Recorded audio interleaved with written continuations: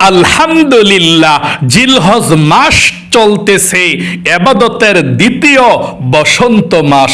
প্রথম বসন্ত মাস ইবাদতের মৌসুম হলো রমজান মাস, আর দ্বিতীয় মৌসুম হলো জিলহজ মাসের প্রথম 10 দিন। অপ্রিয় দিনী ভাই এবং মহিলা, মা ও বোনেরা, এই জিলহজ মাসের প্রথম 10 দিন পৃথিবীর সব থেকে শ্রেষ্ঠ 7টি আমল যদি আপনারা করতে পারেন, নবীজি বলেছেন আল্লাহ আপনার জীবনের যৌবনের যত বড় বড় কঠিন গোপন শক্ত গুনাহ আছে, সমস্ত গুনাহগুলো আল্লাহ ক্ষমা করে আপনাকে শিশুর মতো নিষ্পাপ করে দিবে, এবং আপনার পরিবার সংসারের যত অভাব অনটন আছে আল্লাহ সমস্ত অভাব অনটনগুলোকে দূর করে রিজিকে বরকত দিবে, ধন সম্পদ দিবে, চতুর্দিক থেকে টাকা পয়সা আসা সহজ করে দিবে। তাহলে অবশ্যই আপনারা এই জিলহজ মাসের প্রথম 10 দিন 7টি পৃথিবীর মধ্যে সব থেকে শ্রেষ্ঠ আমল আপনারা করবেনই করবেন। এবং নবীজি এই জিলহজ মাসের প্রথম 10 দিন কোন আমলগুলো বিশেষ করে করার জন্য বলেছেন, আপনাদেরকে সেই আমলগুলো বলে দেব। তাই মনোযোগ সহকারে আজকের এই ভিডিওটা দেখে শুনে বুঝে আমলগুলো শিখে আমলগুলো করবেন ইনশাআল্লাহ। প্রিয় দিনী ভাই এবং মহিলা, মা ও বোনেরা, জিলহজ মাস চলতেছে আলহামদুলিল্লাহ। এই জিলহজ মাসের প্রথম 10 দিন আল্লাহর কাছে এত দামি, এত দামি, অবহেলা করে হেলায় দোলায় কাটিয়ে দিবেন না।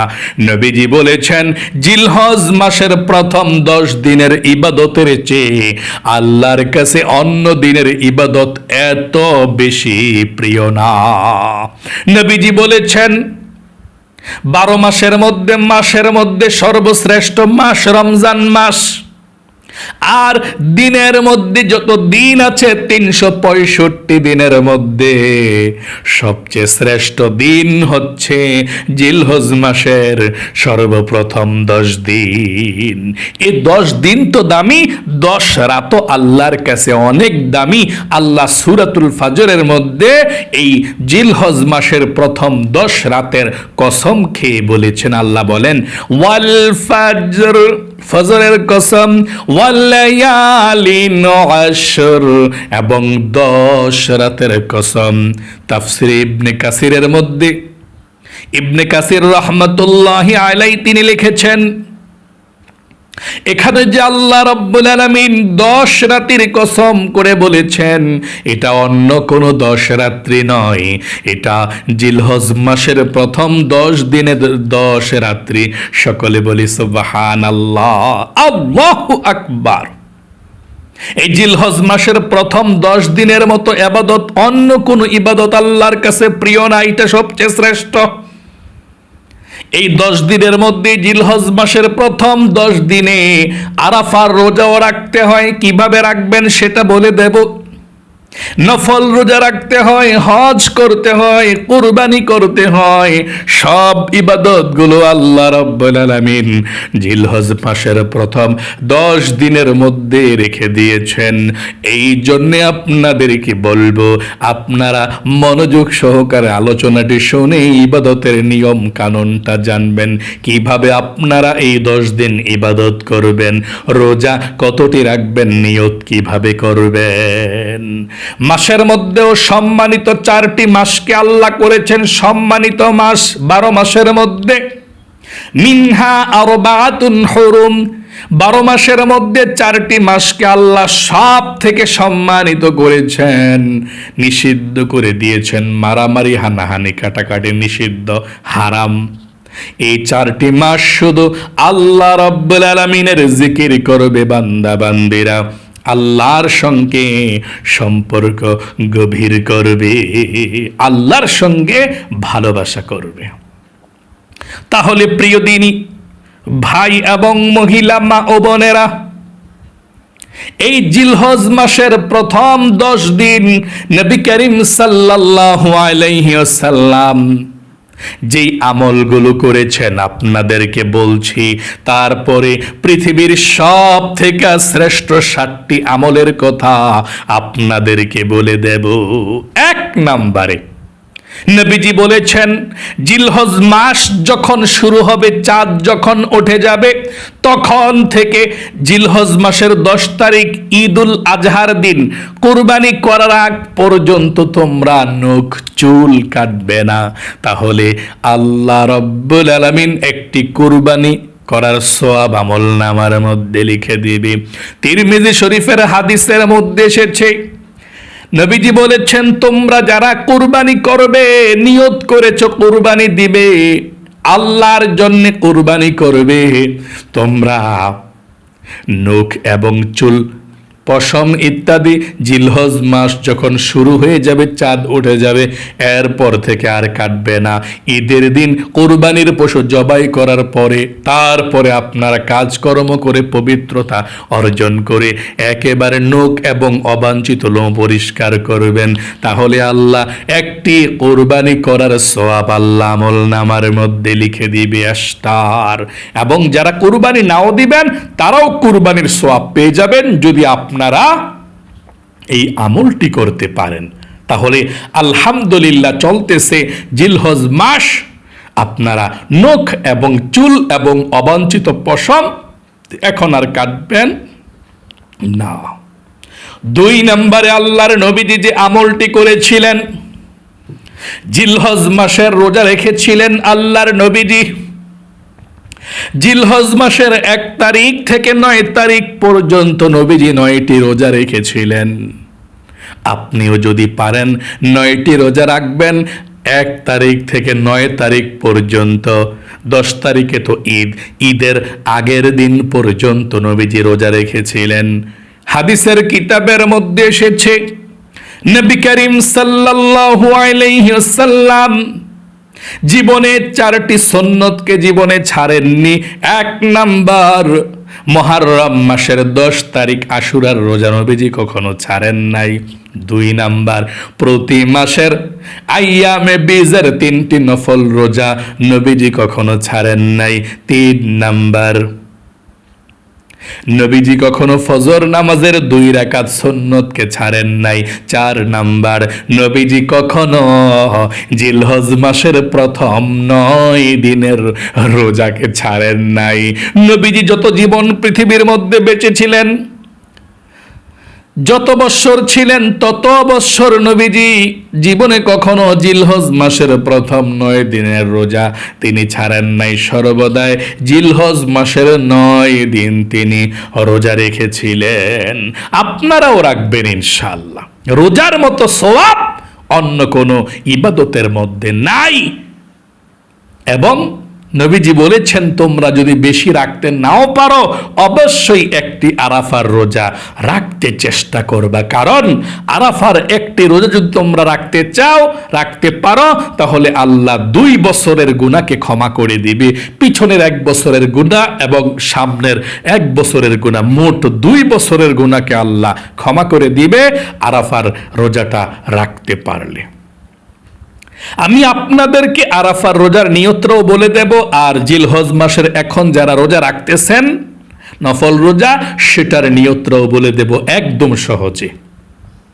এখন আপনাদেরকে জানতে হবে, যদি আরাফার দিনের একটা রোজা রাখেন, আপনারা কোন দিন রাখবেন? হাদিসের কিতাবের মধ্যে কিন্তু এসেছে জিলহজ মাসের 9 তারিখ আরাফার রোজা রাখার জন্য। কিন্তু সৌদি আরবে যখন আরাফার দিন হয় 9 তারিখ, বাংলাদেশে তখন 8 তারিখ।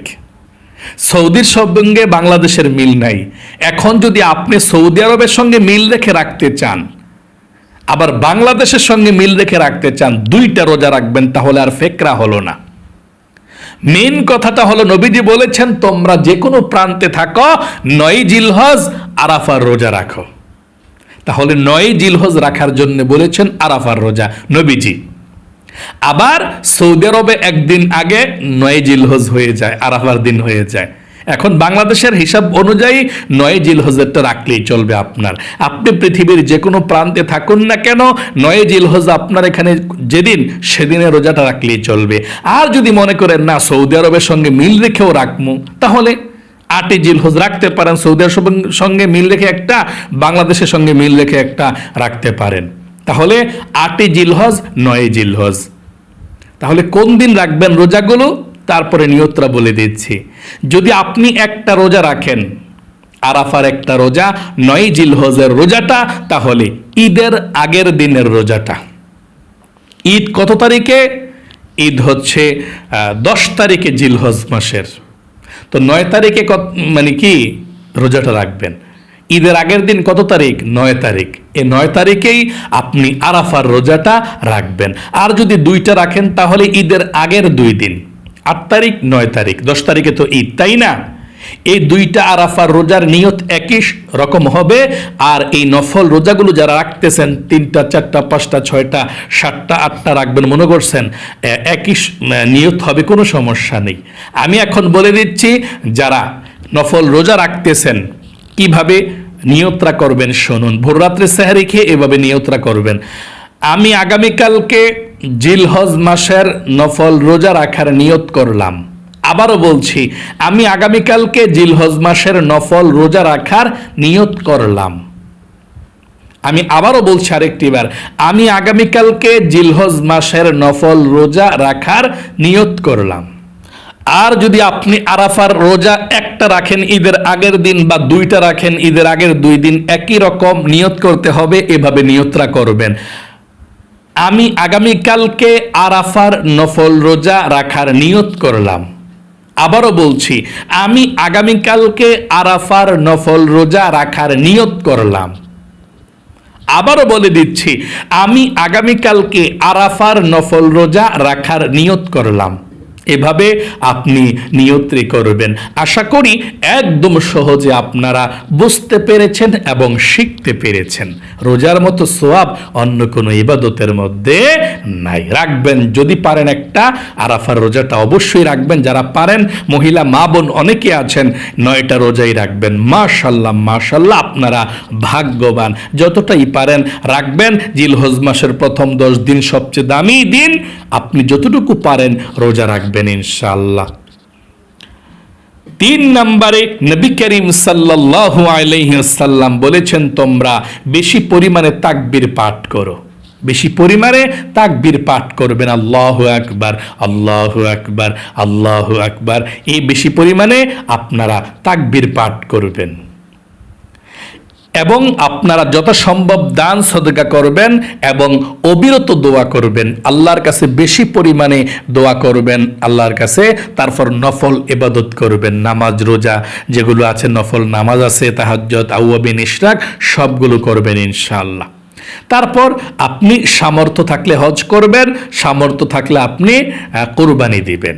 চলুন তাহলে প্রিয় দিনী ভাই এবং মহিলা মা ও বোনের, আশা করে আপনারা বুঝতে পেরেছেন আল্লাহর নবীজি স্পেশাল কোন আমলগুলোর কথা বলে দিয়েছেন।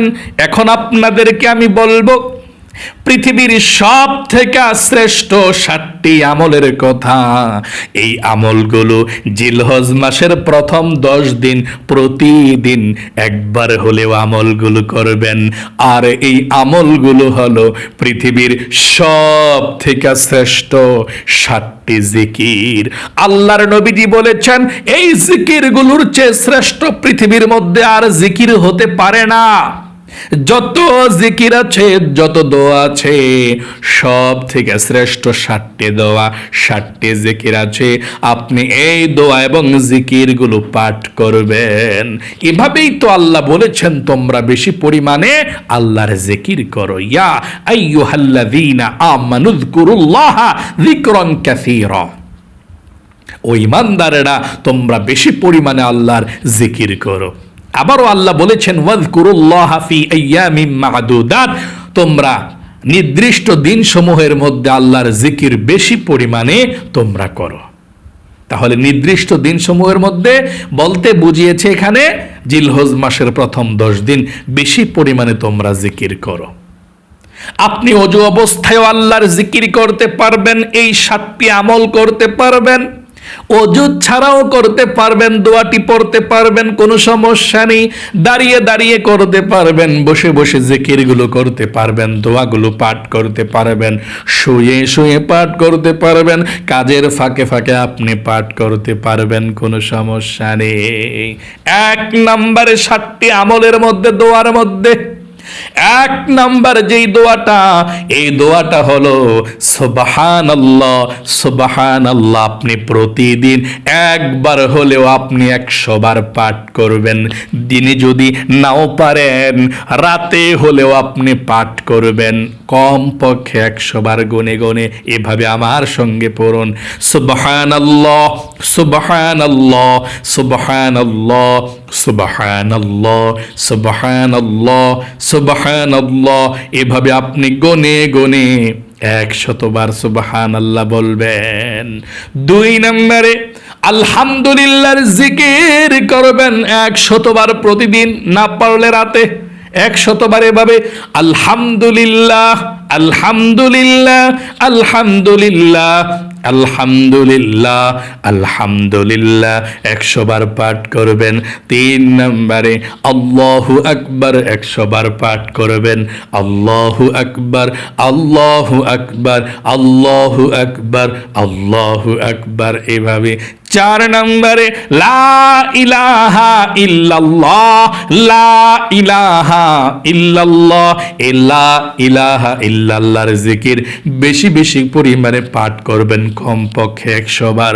নবীজি বলেছেন লা ইলাহা ইল্লাল্লাহ পাঠ করলে আসমানের মধ্যে চলে যায়, এই কালেমাটা আসমানের মধ্যে চলে যায় এবং আরশে আজিমের মধ্যে চলে যায়। আল্লাহর আরশে আজিমের নূরের খুঁটি হেলতে থাকে, দুলতে থাকে। এত পাওয়ারফুল কালেমাটা। আল্লাহ বলেন নূরের খুঁটি রে, হেলতেছিস কেন, দুলতেছিস কেন, কি হয়েছে বল? নূরের খুঁটি বলে আল্লাহ জমিনের মধ্যে তোমার একজন গুনাহগার বান্দা বান্দি লা ইলাহা ইল্লাল্লাহর জিকির করেছে, আর এখনো পর্যন্ত তাদের গুনাহগুলো ক্ষমা করা হয় নাই, আমি কিভাবে স্থির হতে পারি? আল্লাহ বলেন নূরের খুঁটি রে, তারা কি আমাকে দেখেছে? না আল্লাহ দেখে নাই। জান্নাত দেখেছে? না আল্লাহ দেখে নাই। জাহান্নাম? না দেখে নাই।